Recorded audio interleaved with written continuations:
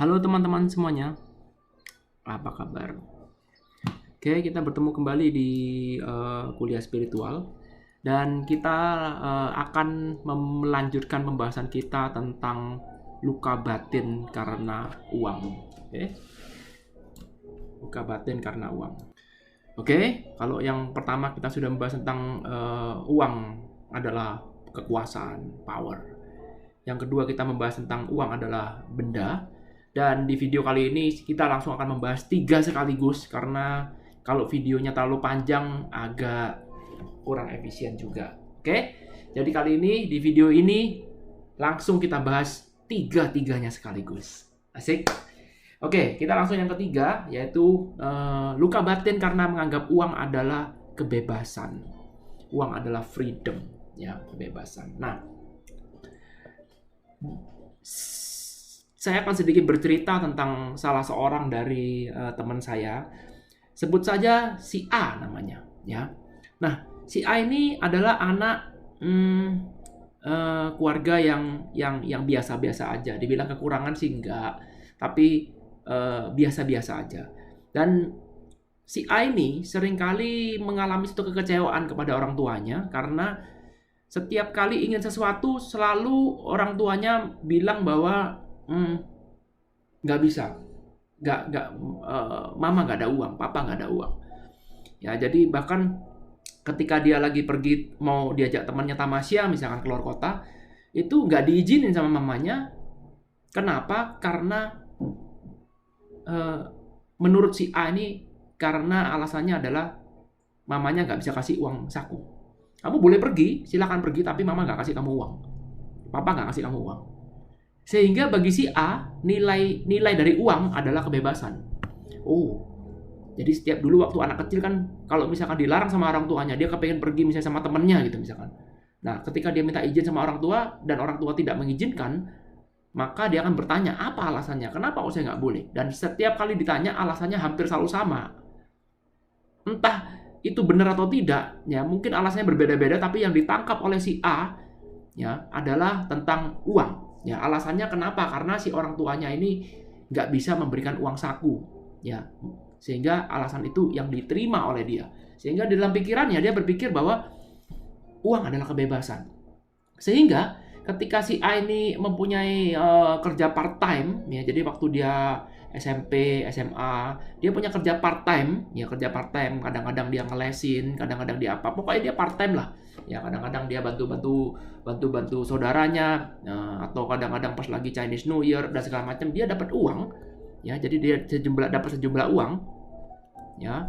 Dan apa yang terjadi ketika dia mau pergi sama temennya keluar kota, dia langsung tinggal bilang aja, ma besok pagi saya mau pergi ke Jakarta, ma besok pagi saya mau pergi ke Surabaya, ma besok pagi saya mau pergi ke Singapura gitu misalkan.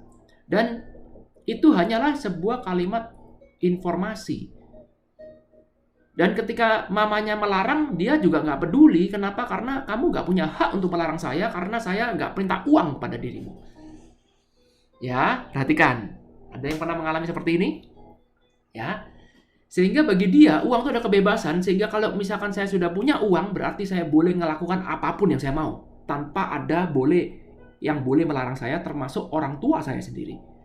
Biasanya kalau Anda mempunyai luka batin karena menganggap uang adalah kebebasan, biasanya hampir 90% pasti datangnya dari orang tua. Karena ketika anak-anak kita tidak punya income, kita tidak punya uang, dan uang kita selalu minta pada orang tua.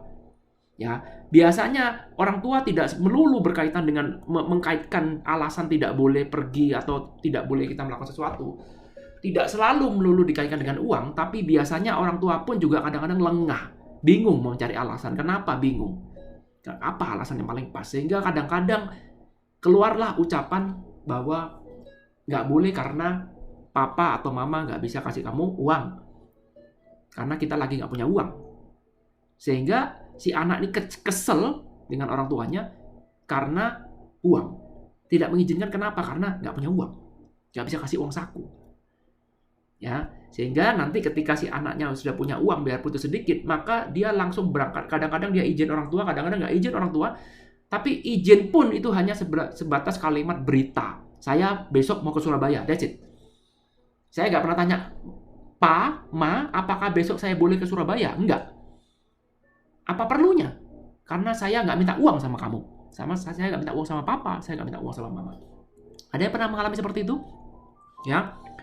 Sehingga akibatnya, secara tidak langsung, dia tuh mencari uang. Ya, ketika dia dewasa, sudah nggak ikut orang tuanya lagi.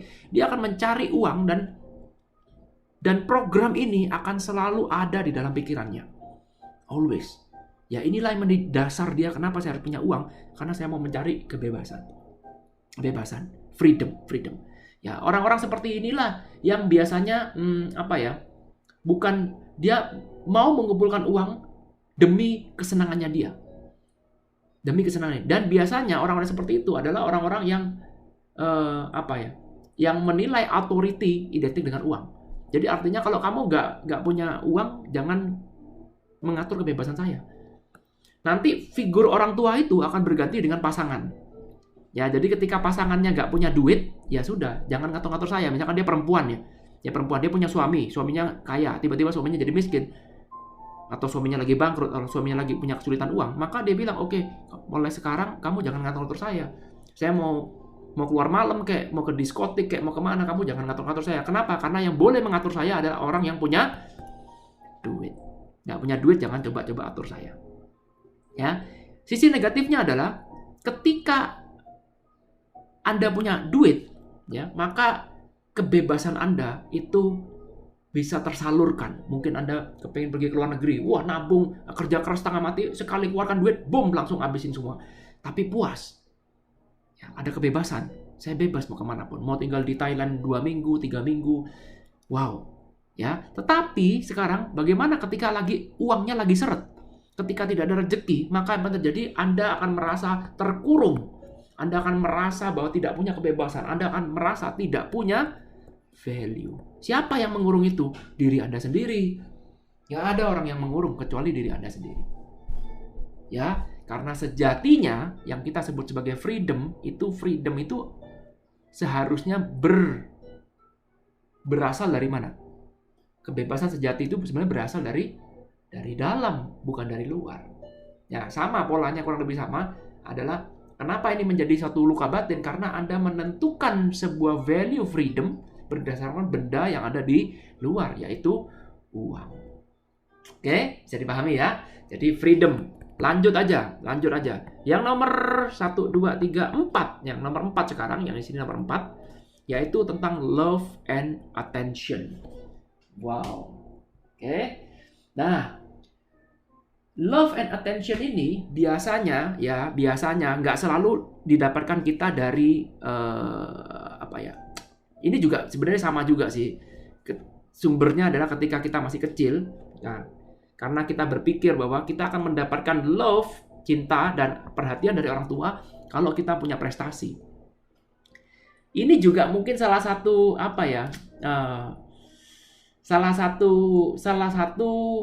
bentuk pengajaran dari orang tua, karena menganggap bahwa anak itu cintanya harus bersyarat. Cinta orang tua ada cinta yang bersyarat. Ya, anak dituntut untuk jadi juara. Kalau tidak juara, kamu bukan anak papa. Kalau kamu tidak baik, ya kalau kamu tidak nurut sama papa, berarti kamu bukan anak papa. Nah, seolah-olah seperti ada risk and reward. Ya, sehingga untuk mendapatkan kasih sayang orang tua dan mendapatkan perhatian dari orang tua, kita harus melakukan sesuatu yang disukai oleh orang tua. Ya, sehingga kita harus merasa seperti diri harus punya prestasi. Apapun itu. Ya, prestasi ini bisa macam-macam, termasuk juga jumlah uang. Ya, sehingga nanti ketika besar pun Anda berpikir bahwa kalau saya nggak punya sesuatu, kalau saya nggak punya sesuatu, apapun itu, saya nggak bisa mendapatkan love dan attention. Ya, inilah alasan kenapa saya mau cari uang. Karena apa? Karena saya mencari love and attention. Biasanya ini juga dilakukan oleh orang-orang yang ketika masa kecilnya itu biasanya mendapat perhatian dari orang tuanya. Misalkan dia adalah anak bungsu, wah perhatian saya harus menang, perhatian dari semua saudara-saudara saya misalkan.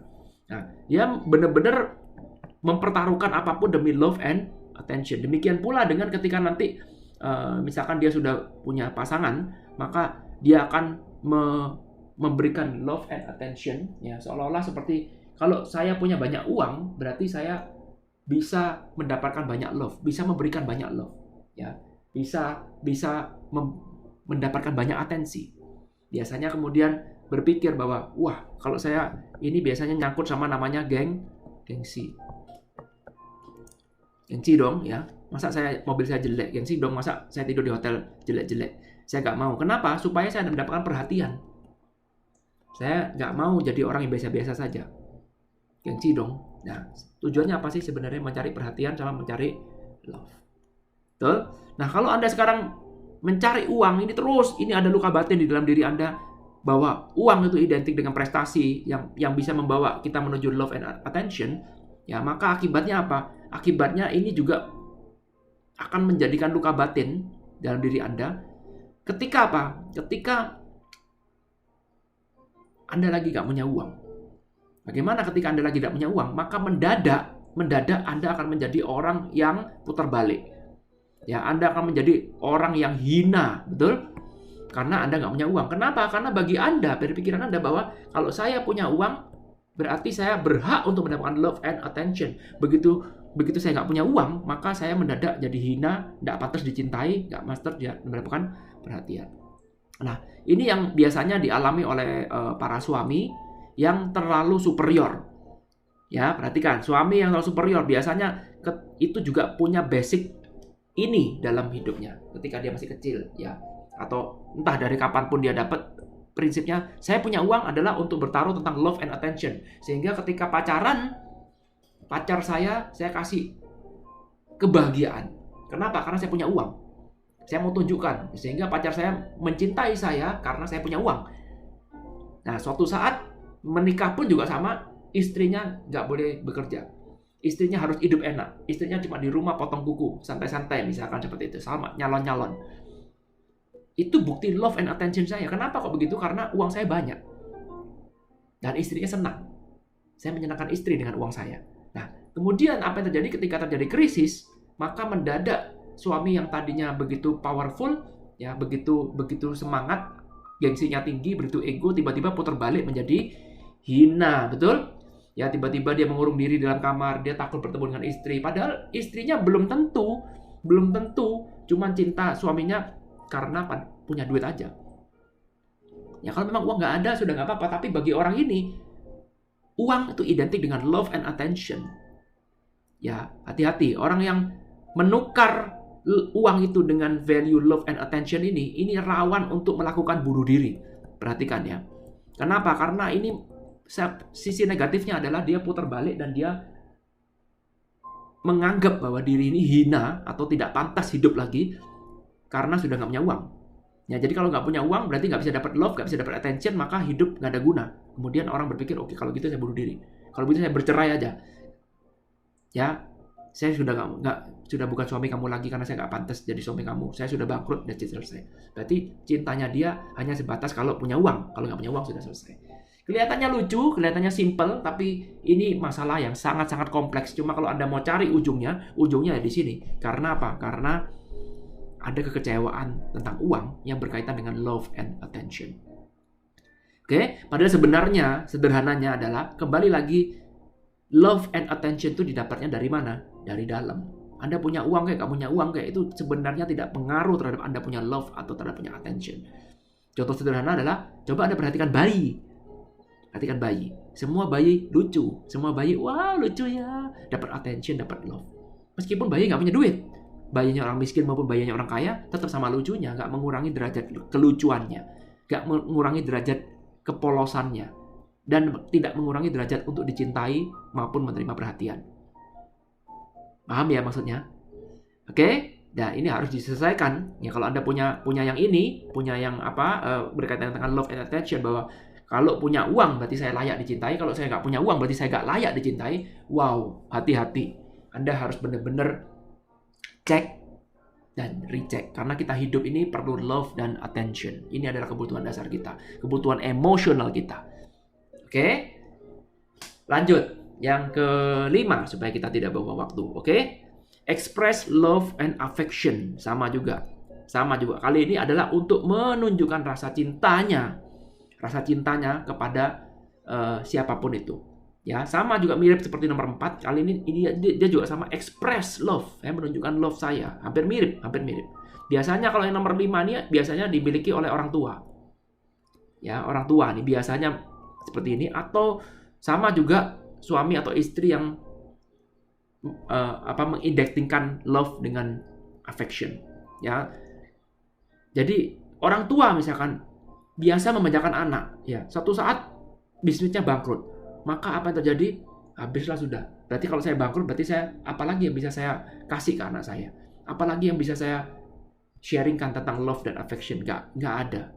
Berarti kalau bisnis saya bangkrut identik dengan, maka saya pun juga tidak bisa sharing love lagi. Saya nggak bisa bantu anak saya lagi. Saya nggak bisa memberikan yang terbaik buat anak saya lagi. Biasanya ini akan langsung menjadi orang tua yang melo. Oke? Orang tua yang penuh dengan drama. Ya, begitu ekonominya keluarga goncang langsung, aduh, habislah kita semuanya. Terlalu banyak nonton drama. Nah, biasanya akan berujung pada seperti ini. Oke? Bisa dipahami? Oke? Jadi kurang lebih seperti itu kelima hal yang menurut saya adalah hal yang berkaitan dengan luka batin karena uang.